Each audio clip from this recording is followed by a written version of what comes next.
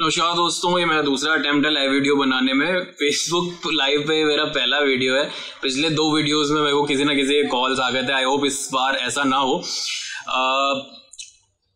बहुत बड़ा political development आज मंगलवार की सुबह आया है। शरद पवार ने रेजिग्नेशन दे दिया है। इस रेजिग्नेशन दे दिया है उन्होंने अपने पार्टी चीफ के पद से।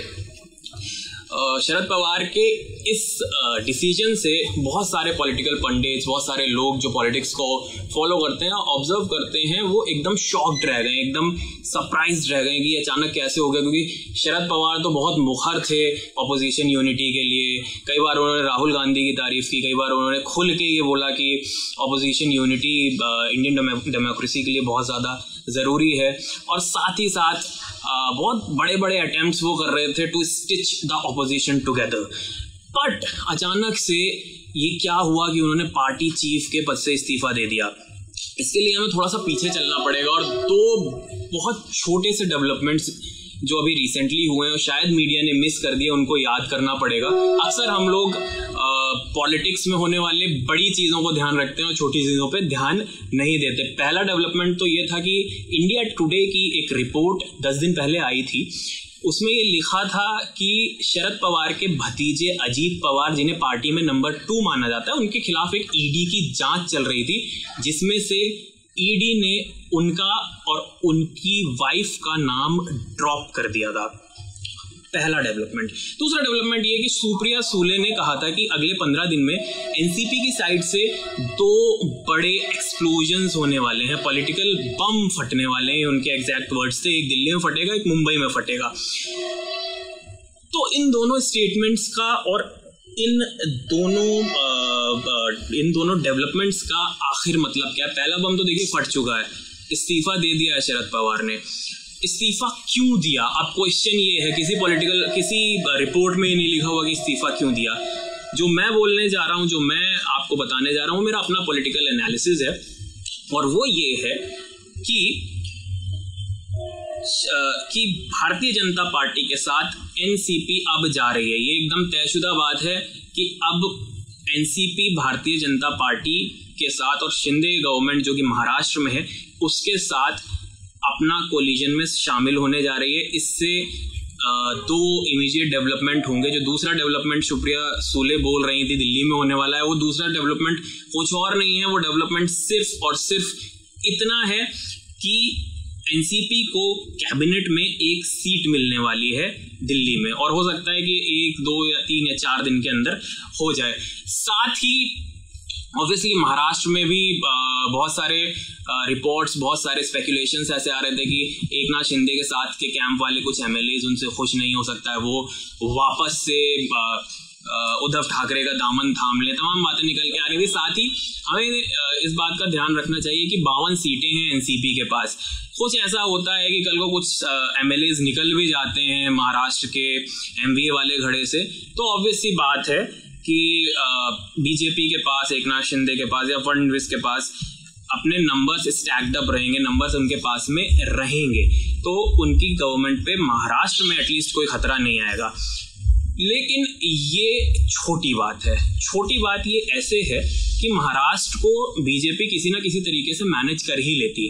बड़ी बात यहाँ पे ये है, जो मैंने अपने टाइटल में लिखा है कि एक तीर से 2 शिकार हैं। दूसरा शिकार जो बहुत बड़ा भारतीय जनता पार्टी ने किया है कि जो अभी रिसेंट में ममता बनर्जी, नीतीश कुमार, तेजस्वी यादव, इन तमाम लोगों की, लीडर्स की मीटिंग हो रही थी, जो रिपोर्ट्स निकल के आ रही थी कि फाइनली अब शायद अपोजिशन यूनिटी का कुछ हो सकता है, फाइनली शायद कोई एक चेहरा पेश कर दिया जाए या शायद अपोजिशन साथ में आ जाए और भारतीय जनता पार्टी को चैलेंज करे, उसको सबसे बड़ा हिट लगेगा। एनसीपी, शरद पवार एक ऐसे नेता हैं जिनकी कंट्री वाइड एक्सेप्टेबिलिटी है। अब देखिए, वो भारतीय जनता पार्टी के साथ भी चले गए, बीजेपी भी उनको लेने के लिए ओपन थी। इसके पहले भी जब ऑपोजिशन यूनिटी की बात उठी, तब तक ये बात निकल के सामने आई कि शायद ऑपोजिशन शरद पवार का चेहरा पेश कर सकता है पीएम पोस्ट के लिए, लेकिन ऐसा अब होता नहीं दिख रहा। शरद पवार ने खुद को साइडलाइन कर लिया है और अब पार्टी को कोई और चलाने वाला है। तो भारतीय जनता पार्टी ने एक बहुत बड़ा जोल्ट दिया है, झटका दिया है ऑपोजिशन को उस टाइम पे जिस टाइम पे फाइनली ये बातें होने लगी थी कि शायद अब ऑपोजिशन पार्टीज अपने वेस्टेड इंटरेस्ट, छोटे छोटे इंटरेस्ट को साइड में रख करके एक साथ आ जाएंगी।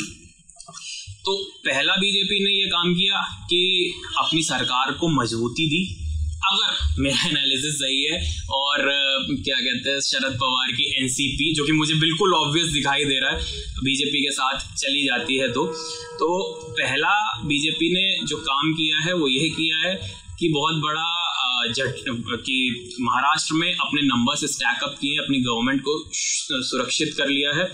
दूसरा जो लार्जर मैसेज बीजेपी अब देगी वो ये देगी कि कंट्री में, देश में केवल एक ही विकल्प है, वो है नरेंद्र मोदी। कोई अपोजिशन यूनिटी जैसा कुछ भी एग्जिस्ट नहीं करता। और ये डेवलपमेंट एक ऐसे समय पे आया है जब अगले साल के लोकसभा चुनाव के लिए 1 साल से भी कम का वक्त बचा है।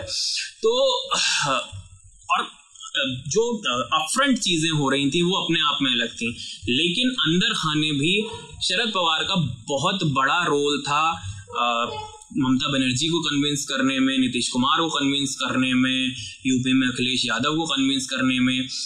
इसको पूरे के पूरे अपोजिशन यूनिटी को और अपोजिशन को एक साथ स्टिचअप करने की जो कोशिशें चल रही थी उसमें शरद पवार का बहुत बड़ा रोल था। अब वो नहीं हो रहा है, अब वो नहीं होने वाला है, ऐसा मैं मानता हूँ। तो इस तरीके से बीजेपी ने एक ऐसे समय पे जब लोग ये लिखने लगे थे कि अब शायद बीजेपी के लिए परेशानियां खड़ी होंगी, एक बहुत बड़ा मास्टर स्ट्रोक खेला है। एक बड़ा सवाल जो और निकल के आ रहा है, लोग पूछ रहे हैं कि अब पार्टी कौन चलाएगा, पार्टी कौन चलाएगा, पार्टी कौन चलाएगा। इसमें 2 पॉसिबिलिटीज इमीडिएट मुझे दिखती हैं। देखिए, पार्टी की पोस्ट पे, प्रेसिडेंट की पोस्ट पे होना एक अलग बात होती है और एक्चुअल पार्टी का कंट्रोल होना दूसरी बात होती है। सुप्रिया सूले परिवार की हैं, उनकी एक्सेप्टेबिलिटी है, उनकी कॉन्स्टिट्यूएंसी में लोग उन्हें पसंद करते हैं, उनकी छवि साफ है, वो शरद पवार की बेटी हैं, ये एक बात है। पार्टी में जो सोशल इंजीनियरिंग होती है, जो बड़े बिजनेसमैन से कांटेक्ट होते हैं, जो लीडर्स आके रिपोर्ट करते हैं, जो खेमेबाजी होती है, उसमें सबसे स्ट्रांग अगर किसी का हाथ है तो वो है अजीत पवार का। और इस बात में कोई दो राय नहीं है कि पार्टी अब अजीत पवार के ही कंट्रोल में होने वाली है। हो सकता है सुचिता के लिए, हो सकता है पॉजिटिव मैसेज देने के लिए शायद अजीत पवार इस बात पे अभी के लिए राजी हो जाए कि ठीक है, पद आप सुप्रिया सूले को दे दीजिए, अध्यक्ष उन्हें बना दीजिए, ऐसा हो सकता है।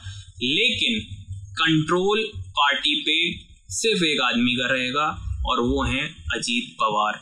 तो सबसे बड़े विनर्स जो इस डेवलपमेंट से निकल के आने वाले हैं, पहला अजीत पवार, दूसरा भारतीय जनता पार्टी। बहुत बड़ी सफलता बीजेपी के हाथ लगी है, बहुत बड़ी सफलता अजीत पवार के हाथ लगी है, जिनका पहले से ही रुझान बीजेपी की तरफ था। हम लोगों को ध्यान है कि कैसे हम लोग सुबह 9 बजे 10 बजे सो के उठे तो पता चला था कि Ajit Pawar deputy chief minister बन गए, फिर कुछ हुआ था और फिर क्या कहते हैं उद्धव ठाकरे चीफ मिनिस्टर बन गए थे। खैर, वो तमाम पुरानी बातें हैं। तो 2 बड़ी बातें आज के पॉलिटिकल डेवलपमेंट से निकल के आ रही हैं। बीजेपी का मास्टर स्ट्रोक, अजीत पवार के पास में बड़ी ताकत, एनसीपी को 1 सीट पक्का मिलने वाली है कैबिनेट में दिल्ली में, और इसके साथ में बुरा हाल होगा ऑपोजिशन का। भगवान बचाए ऑपोजिशन को। धन्यवाद।